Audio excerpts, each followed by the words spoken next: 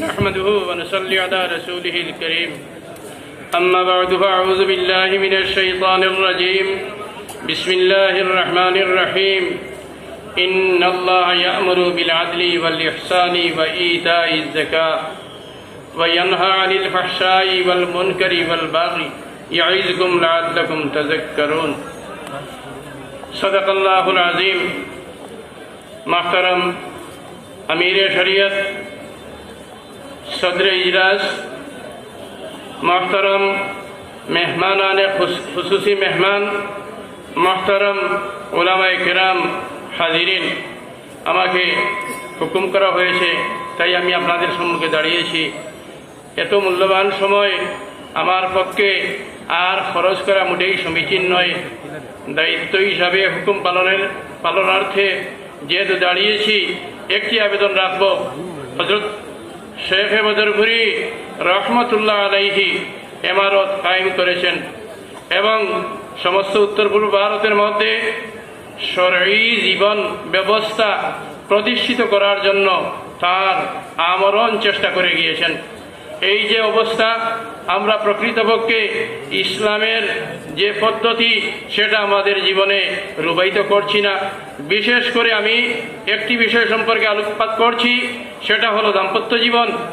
আমরা যে দাম্পত্য জীবন পেয়েছি বা যারা পাবেন তাদের কাছে আমার বিনম্র অনুরোধ, আজ সরকার যে বিল পাশ করেছে, আমাদের বিভিন্ন অপকর্মের ফল আমরা শরীয়তের বিধানকে জানার চেষ্টা করি না, সেটাকে সঠিকভাবে মানার ইচ্ছা করি না, তার জন্যই আমাদের উপর এই বিপদ এসেছে।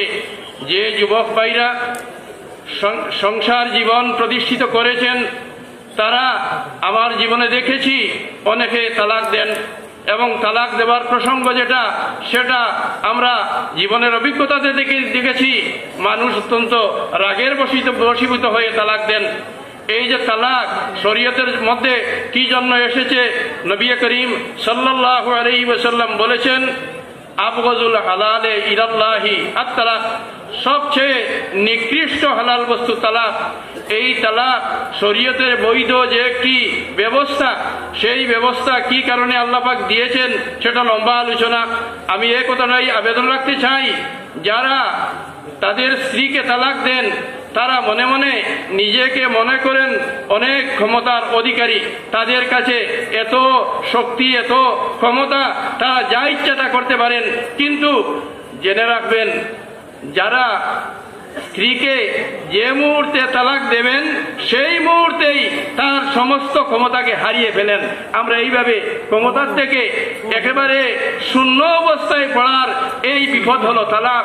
তালাক শরীয়তের মধ্যে এত মারাত্মক একটি বিপদ, সেই বিপদ আমরা আমাদের উপর আনবো না।